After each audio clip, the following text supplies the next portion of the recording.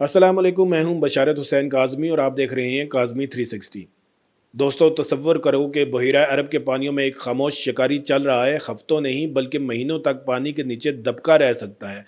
इसकी सांस भी नहीं आती और दुश्मन के जदीद तरीन रडार इसे पकड़ भी नहीं सकते। ये है पाकिस्तान नेवी का नया हथियार, हंगोर क्लास सबमरीन। और इसमें लगा है वो सिस्टम जो बहरे हिंद की पूरी नेवल डायनेमिक्स को बदल कर रख देगा। इसे कहते हैं एयर इंडिपेंडेंट प्रोपल्शन। आज हम इस वीडियो में सिर्फ एक अबदोस की बात नहीं करेंगे, हम इस पूरे खेल का पर्दा चाक करेंगे कि किस तरह श्रीलंका की कोलंबो पोर्ट, चीन का बेड़ा, भारत की बेचैनी और पाकिस्तान की ये नई अबदोज़ें आपस में जुड़ी हुई हैं। ये सारी कहानी इतनी दिलचस्प और चौंका देने वाली है कि जब तक आप इसे पूरा ना सुन लें आपको लगेगा कि शायद ये सब आंखों देखा धोखा है।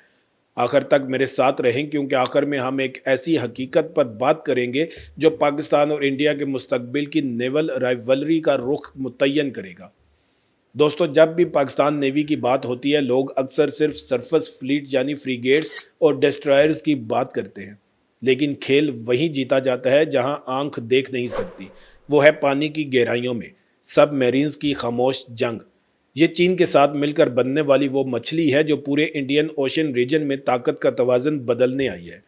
रिपोर्ट्स के मुताबिक ये आबदोज़ें पाकिस्तान को वो स्ट्रेटेजिक डेप्थ दे रही हैं जो इसे पहले कभी हासिल नहीं थी। अब मैं आपको सादा अल्फाज में समझाता हूँ कि AIP टेक्नोलॉजी है क्या। आम डीजल इलेक्ट्रिक अबदोज़ों को अपनी बैटरियाँ चार्ज करने के लिए पानी की सतह पर आना पड़ता है। इस अमल को स्नॉर्कलिंग कहते हैं। जैसे ही कोई अबदोज़ स्नॉर्कल करती है वो दुश्मन के रडार, सैटेलाइट और मैरीटाइम पेट्रोल एयरक्राफ्ट की जद में आ जाती है। यानी एक लिहाज से वो अपनी पोजीशन कंप्रोमाइज़ कर बैठती है। लेकिन AIP सिस्टम वाली अबदोज़ को इसकी ज़रूरत नहीं होती। वो 3 से 4 हफ्तों तक मुसलसल पानी के नीचे रह सकती है, बिल्कुल किसी न्यूक्लियर सबमरीन की तरह, लेकिन शोर कम करती है। इसे हम एक्वेस्टिक साइलेंस कहते हैं। सोचें, एक शिकारी जो ना दिखाई दे ना सुनाई दे और आपके बिल्कुल नीचे मौजूद हो। ये है किसी भी बहरी बेड़े के लिए सबसे बड़ा डरावना ख्वाब। अब बात करते हैं श्रीलंका के कोलंबो पोर्ट की। आप सोच रहे होंगे कि भाई अचानक से श्रीलंका कहाँ से आ गया।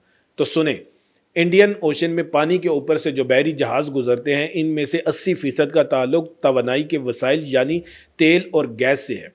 चीन जो दुनिया की दूसरी बड़ी मईशत है, इसकी तवानाई की नाफ इसी बहरे हिंद में है। चीनी इसे मलाका डायलेमा कहते हैं, यानी वो अपनाए मलाका जहाँ से इनका सारा तेल गुजरता है और जिसे बहरान की सूरत में इंडिया या अमेरिका ब्लॉक कर सकते हैं। चीन ने इस फंदे से बचने के लिए स्ट्रिंग ऑफ पर्ल्स की हिकमत अमली बनाई और कोलंबो इस मोतियों की माला का सबसे चमकता हुआ मोती है। चीन ने श्रीलंका की हम्बनटोटा और कोलंबो पोर्ट्स में भारी सरमायाकारी की है। कोलंबो पोर्ट अब सिर्फ एक तजारती बंदरगाह नहीं है, ये दर हकीकत एक स्ट्रेटेजिक आउटपोस्ट है। पाकिस्तान का गहरा तस्वीराती ताल्लुक चीन के साथ है और ग्वादर पोर्ट सी पैक का संग बुनियाद है। अब तस्वीर को ज़रा बड़ा करें। गवादर से लेकर कोलंबो तक, बहिरा अरब से लेकर खलीज बंगाल तक, ये पूरी मैरीटाइम बेल्ट पाकिस्तान और चीन के मुश्तरका मफादात का इलाका है। जब पाकिस्तान की हंगोर क्लास अबदोज़ें इन पानियों में गश्त करेंगी तो वो न सिर्फ पाकिस्तानी साहिल का दिफा करेंगी बल्कि चीन के स्ट्रिंग ऑफ पर्ल्स को भी एक तरह की ज़ेर आब सिक्योरिटी फ्राहम करेंगी। भारत ये खेल समझता है, इसलिए वो तिल मिला रहा है। अब ज़रा गहराई में चलते हैं और इस हंगोर क्लास के तकनीकी पहलुओं को समझते हैं। इसका नाम हंगोर इसलिए रखा गया क्योंकि 1971 की जंग में पाकिस्तान नेवी की अबदोज़ PNS हंगोर ने इंडियन नेवी के जहाज़ INS हुकरी को डुबोकर तारीख रकम की थी। और ये दूसरी जंग अजीम के बाद किसी अबदोज़ के ज़रिए किसी जंगी जहाज़ को डुबोने का पहला वाक़या था। तो नाम ही में तारीख और दबदबा है। अब इसमें जो स्टर्लिंग इंजन पर मबनी AIP सिस्टम है वो माया ऑक्सीजन और डीजल के ज़रिए तवानाई पैदा करता है और इस अमल में तकरीबन ना होने के बराबर शोर पैदा होता है। यह सिस्टम पाकिस्तान को इंडियन नेवी के मुकाबले में एक गैर मुतनासिब बरतरी देता है जिसे एसिमेट्रिक एडवांटेज कहते हैं। इंडिया के पास इस वक्त जो क्लास में अबदोज़ें हैं इनमें फ्रांसीसी स्कॉर्पियन क्लास अबदोज़ें बहुत जदीद हैं, लेकिन इनकी पहली खेप में AIP सिस्टम नहीं लगा था जिसकी वजह से वो एक तरह से आधी जदीद रह गई। अब वो इसे बाद में DRDO के ज़रिए लगाने की कोशिश कर रहे हैं, लेकिन इसमें वक्त लगेगा। दूसरी तरफ पाकिस्तान ये अबदोज़ें फैक्ट्री से ही AIP के साथ लेकर आ रहा है, यानी रेडी टू हंट हालत में। भारत की परेशानी सिर्फ हंगोर क्लास ही में नहीं है, بلکہ یہ پوری پاک چین بحری شراکت ہے۔ بھارت نے اپنی بحری قوت کو انڈین اوشن میں قدرتی طور پر ایک نیٹ سیکیورٹی پرووائیڈر کے طور پر دیکھا، اور وہ چین کے جنگی جہازوں کو یہاں گھومتا دیکھ کر چڑھتا ہے۔ جب پاکستان کی یہ آبدوزیں کولمبو جیسے مقامات کے قریب آپریشنل ہوں گی تو یہ انڈیا کے لیے ایک دوہری پریشانی ہے۔ ایک طرف پاکستان کی آبدوزوں کا خطرہ تو دوسری طرف چینی جنگی جہازوں کی موجودگی۔ انڈیا نے حال ہی میں یہ بھی دعویٰ کیا تھا کہ انہوں نے بحر ہند میں ایک چینی جاسوس جہاز یوان وانگ کو پاکستان جانے سے روکا، جس سے ظاہر ہوتا ہے کہ یہ انڈر واٹر ڈومین بھارت کے لیے کتنا حساس ہے۔ لیکن دوستو، جس چیز نے بھارت کی اصل میں نیند خراب کی ہے وہ ہنگور کلاس کی وہ صلاحیت ہے جسے ہم ایکسپیڈیشنری کیپیبلٹی کہتے ہیں۔ ان آبدوزوں کی رینج اتنی زیادہ ہے کہ یہ نہ صرف اپنے ساحل کا دفاع کر سکتی ہیں بلکہ دور دراز کے سمندروں میں جا کر دشمن کے شپنگ لینز کو بھی خطرہ بنا سکتی ہیں۔ یہ وہی حکمت عملی ہے جو جرمنی نے دوسری جنگ عظیم میں وولف پیک کے ذریعے استعمال کی تھی، یعنی آبدوزوں کا گروہ بنا کر دشمن کا تجارتی بیڑے کو نشانہ بنانا۔ آج کے دور میں اسے سی ڈینائل کہتے ہیں، دشمن کو سمندر استعمال کرنے سے روکنا۔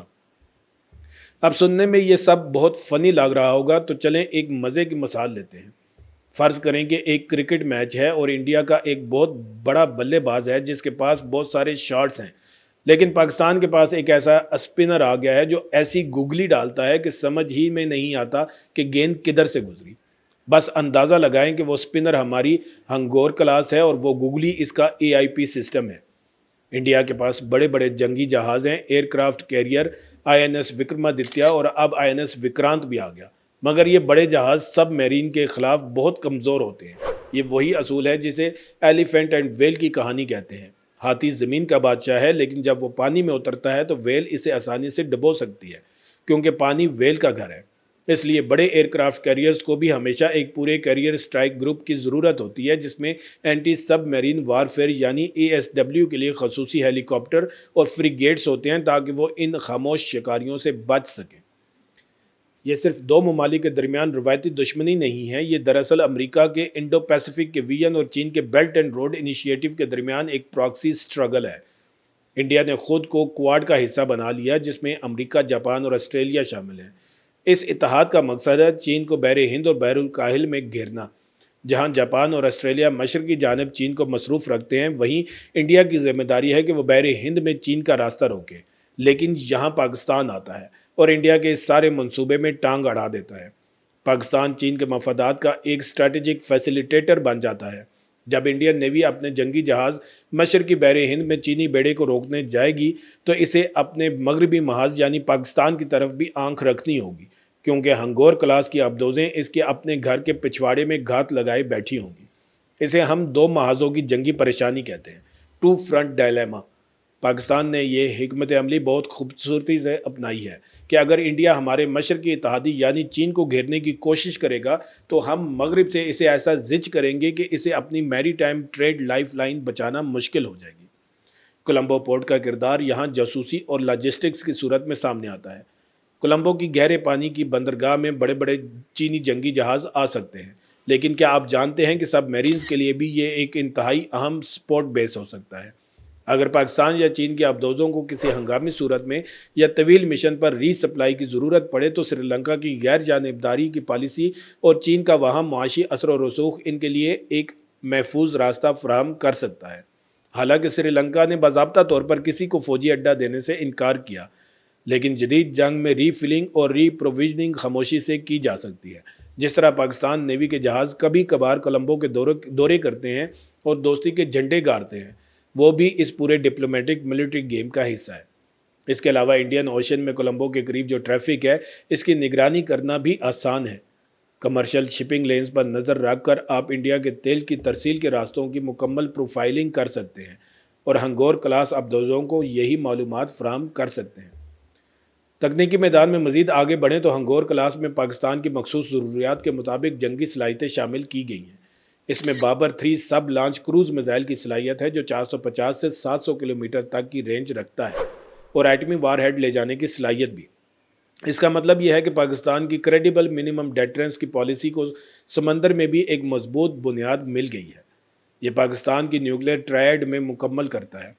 زمین سے فضا میں، زمین سے زمین اور اب سمندر سے زمین، یہ سیکنڈ سٹرائک کی صلاحیت کا سب سے محفوظ ذریعہ ہے۔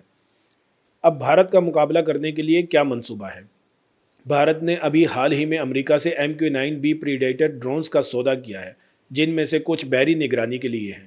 وہ P-8 پوزائیڈن طیارے استعمال کر رہا ہے جو جدید ترین سونار بوئے پانی میں گرا کر سب میرین کی تلاش کرتے ہیں۔ لیکن مسئلہ یہ ہے کہ ہنگور کلاس جیسے پلیٹ فارم کی ایکوسٹک سگنیچر بہت کم ہے۔ پانی کے اندر اسے ڈھونڈنا ایسے ہی ہے جیسے اندھیرے کمرے میں کالی بلی کو ڈھونڈنا، اور وہ بھی اس وقت جب بلی سو رہی ہو اور خراٹے نہ لے رہی ہو۔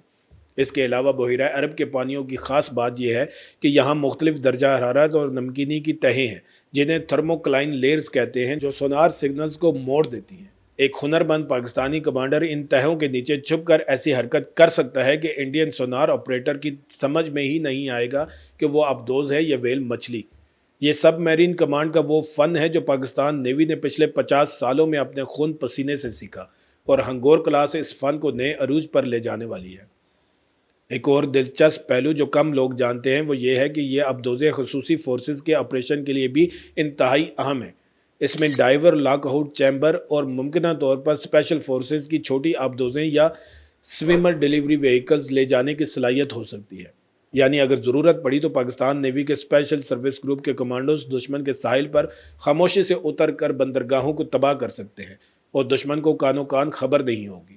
یہ وہ صلاحیت ہے جو کسی بھی نیوی کو بحری قزاقی نہیں بلکہ مکمل اسپیشل آپریشنز کی طاقت دیتی ہے۔ اور اب آتے ہیں ویڈیو کے سب سے چونکا دینے والے حصے پر۔ کیا آپ جانتے ہیں کہ یہ ساری ترقی، یہ کولمبو والا معاملہ اور یہ چینی شراکت، یہ سب ایک بڑی معاشی جنگ کا حصہ ہے۔ دنیا کی سپلائی چین بحر ہند پر انحصار کرتی ہے۔ پاکستان چین کے اشتراک سے گوادر کو ایک ایسی سمارٹ پورٹ بنا رہا ہے جہاں سے تیل اور گیس کی پائپ لائنیں چین کے مغربی صوبے سنکیانگ تک جائیں گی۔ لیکن گوادر سے نکلنے والے جہازوں کی سیکیورٹی کا انحصار پاکستان نیوی پر ہے، اور یہی ہنگور کلاس ابدوزیں بیڑے کی ڈھال بن جاتی ہیں۔ جب آپ کے پاس دنیا کی بہترین خاموش ابدوزیں ہوں تو کوئی بھی دشمن طاقت آپ کی معاشی راہداری کو چھیڑنے سے پہلے 10 بار سوچے گی۔ یہی وجہ ہے کہ انڈیا سی پیک کی مسلسل مخالفت کرتا ہے اور بلوچستان میں عدم استحکام پیدا کرنے کی کوشش بھی کرتا ہے، کیونکہ وہ جانتا ہے کہ اگر گوادر کھڑا ہو گیا اور پاکستان نے اپنی بحری طاقت مستحکم کر لی تو انڈین اوشن میں انڈیا کی بالادستی کا بھرم ٹوٹ جائے گا۔ انڈیا کے میڈیا میں آپ نے دیکھا ہوگا کہ وہ ہر چند ماہ بعد یہ خبریں چلاتے ہیں کہ پاکستانی سب میرین کا سراغ لگا لیا یا پاکستانی سب میرین کو انڈین واٹر میں داخل ہونے سے روک دیا، لیکن ایسا نہیں ہوتا، کیونکہ جس کا سراغ لگ جائے وہ ہنگور نہیں ہو سکتی۔ خاموشی ہی اس کی اصل طاقت ہے، اور پاکستان نیوی نے اس خاموشی کو ایک ڈاکٹرائن کی شکل دے دی ہے جسے سائلنٹ سروس کہا جاتا ہے۔ وہ نہیں بتاتے کہ ان کی ابدوزیں کہاں ہیں، اور یہی نہ بتانا انڈیا کے لیے سب سے بڑا ذہنی عذاب ہے۔ اس ساری گفتگو کا نچوڑ یہ ہے کہ پاکستان اب صرف ایک دفاعی ملک نہیں رہا، بلکہ وہ بحری میدان میں ایک ایسا کھلاڑی ہے جس کے پاس جارحانہ صلاحیت کے ساتھ دفاعی گہرائی بھی ہے۔ ہنگور کلاس، چینی بحری موجودگی، گوادر اور کولمبو، یہ سب ایک ایسے جال کے دھاگے ہیں جو انڈیا کو گھیرنے کے لیے نہیں بلکہ اسے یہ پیغام دینے کے لیے بچھایا گیا ہے کہ بحر ہند اب صرف کسی ایک کا سمندر نہیں رہا۔ پاکستان نے اس کھیل میں وہ داؤ کھیلا ہے جسے checkmate in the deep کہا جاتا ہے۔ تو دوستو، یہ تھی پاکستان نیوی کی ہنگور کلاس ابدوزوں کی پوری کہانی، کولمبو پورٹ کی جیو پولیٹکس اور انڈیا کے ساتھ اس خاموش مگر خطرناک بحری ٹکراؤ کی تفصیل۔ مجھے یقین ہے کہ اس ویڈیو کے بعد بحر ہند کو دیکھنے کا آپ کا اندازہ ہمیشہ کے لیے بدل چکا ہوگا۔ اب مجھے بتائیں کہ کیا آپ سمجھتے ہیں کہ پاکستان کو اپنی بحری طاقت میں مزید کسی قسم کی ٹیکنالوجی لانی چاہیے؟ کیا پاکستان کو نیوکلیئر سب میرین کی طرف جانا چاہیے یا مزید AIP والی ابدوزیں بنانی چاہیے؟ اپنی رائے نیچے کمنٹس میں ضرور لکھیں، اور ویڈیو کو لائک اور چینل کو سبسکرائب کرنا مت بھولیں۔ بیل آئیکن بھی ضرور دبائیں تاکہ پاکستان اور خطے کی دفاعی خبروں کا بریکنگ تجزیہ آپ تک سب سے پہلے پہنچے۔ ویڈیو کو آخر تک دیکھنے کا بہت شکریہ۔ پھر ملیں گے ایک نئی ویڈیو کے ساتھ۔ اللہ تعالیٰ آپ سب کا حامی و ناصر ہو۔ پاکستان زندہ باد۔